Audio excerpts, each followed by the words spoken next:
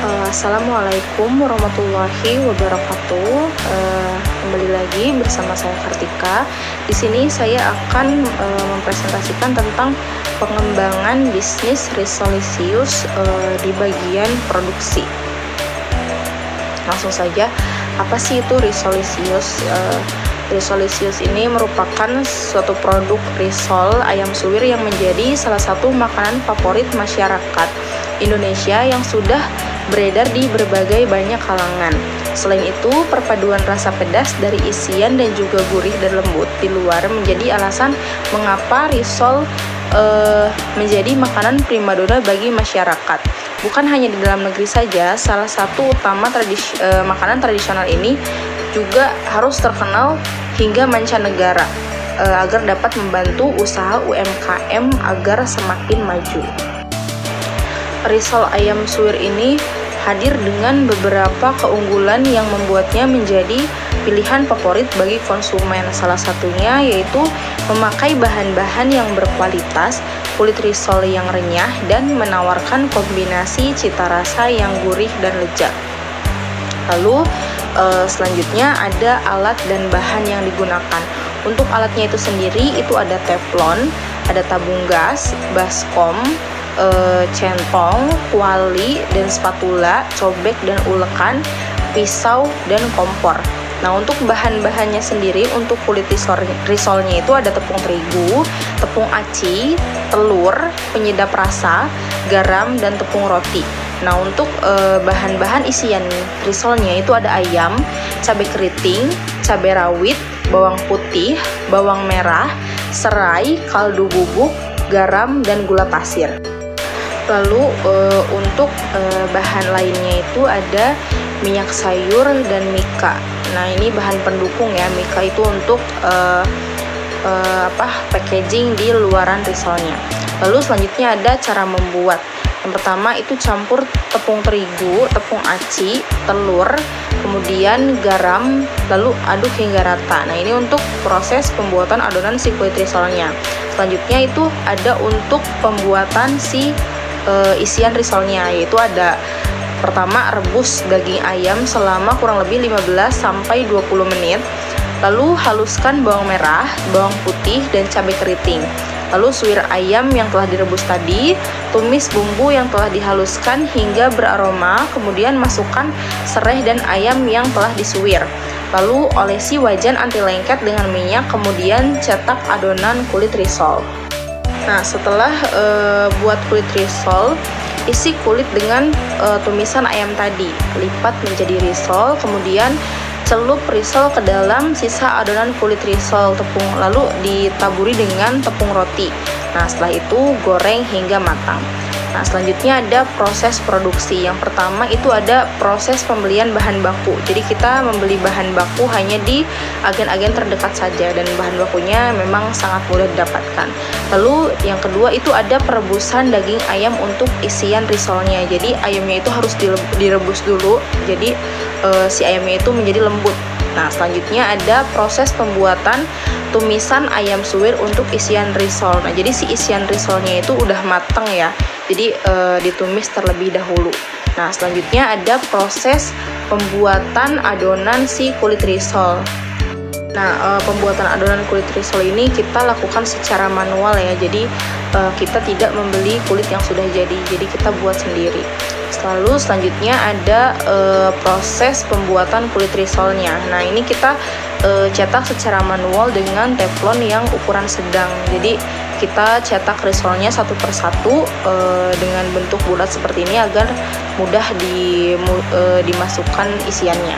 Lalu di sini ada hasil risol yang sudah dibuat dan diberi isian ayam suwir dan sudah dilumuri tepung roti dan seperti ini bentuknya ya. Selanjutnya ada proses penggorengan setelah selesai dicetak. Jadi proses penggorengannya ini harus dengan suhu yang sesuai gitu. Jadi tidak boleh terlalu panas dan tidak boleh terlalu dingin juga. Dan ini selanjutnya ada risol yang sudah dikemas untuk frozen.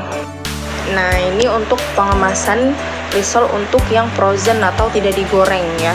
Dan ini ada risol yang sudah digoreng.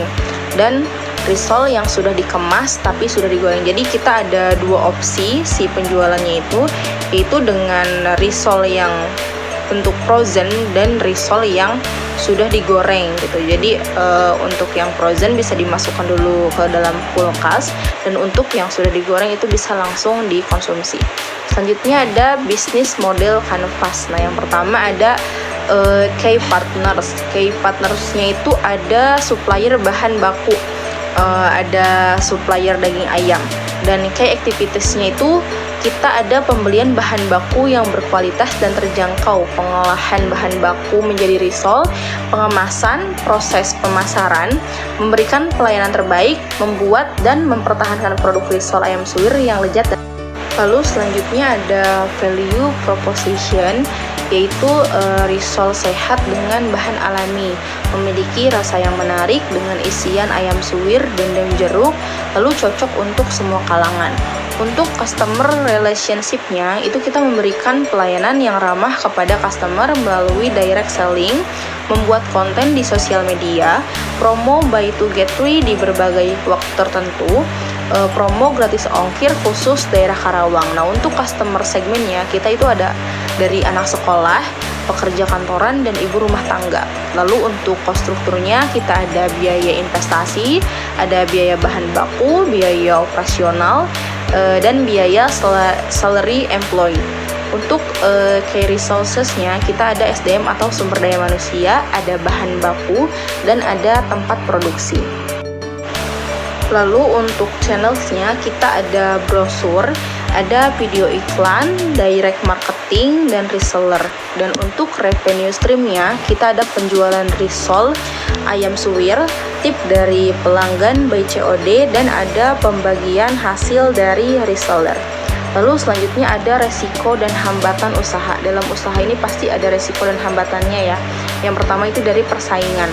Banyaknya orang yang mencari risol sebagai camilan lezat memang membuat segelintir orang memilih untuk menjalankan usaha risol. Nah, ketatnya persaingan usaha risol memang membuat banyak pelaku usaha risol kini memunculkan ide unik yang lebih inovatif dan juga kreatif. Nah, produk risol dibuat seunik mungkin agar lebih membuat banyak orang semakin tertarik untuk membuat usaha risol. Lalu untuk resiko dan hambatan yang kedua itu adalah daya tahan produk. Produk risol ayam suwir ini tidak bersifat tahan lama ya. Produk ini hanya bertahan 1 hari di suhu ruangan dan 5 hari dari dalam kulkas. Jadi produk yang kami hasilkan ini tidak menggunakan bahan pengawet, maka dari itu tidak memiliki ketahanan yang cukup lama. Jadi untuk membuat dia tahan lama itu dimasukkan ke dalam freezer. Lalu ada tindakan dan alternatif. Untuk persaingan, usaha yang kami lakukan untuk menarik minat konsumen adalah dengan melakukan promosi produk secara berkesinambungan, serta membuat produk dengan tampilan menarik dengan berbagai warna sesuai dengan selera konsumen yang diminati pada saat ini. Untuk alternatif yang kedua adalah dari daya tahan produk. Upaya untuk mengatasi hal tersebut adalah bisa memberikan memperkirakan beberapa jumlah penjualan setiap harinya sehingga produk bisa habis di setiap hari gitu. Dalam penyimpanan juga bisa menggunakan wadah tertutup kedap udara yang biasa lalu diletakkan di dalam freezer untuk mengawetkan si risol ini dalam waktu beberapa hari, dan batas waktunya itu hanya sampai bertahan 5 hari saja. Lalu untuk kesimpulannya adalah pembuatan risol ini sangat mudah dan membutuhkan modal usaha yang relatif kecil sehingga cukup untuk di kantong mahasiswa. Alat dan produksi yang sederhana dan bahan baku yang mudah dicari serta keuntungan yang cukup menjanjikan untuk menjadikan bisnis risol ini layak untuk dikembangkan. Dan diharapkan bisnis ini bisa bersaing dengan bisnis makanan lain. Nah, usaha ini mungkin tidak akan langsung berkembang pesat dan pastinya akan mengalami pasang surut. Jadi tentunya kita sebagai wirausahawan yang sebagai pemula harus tetap mengutamakan strategi. Dan sekian saja presentasi dari saya, semoga bermanfaat bagi kita semua. Terima kasih. Wassalamualaikum warahmatullahi wabarakatuh.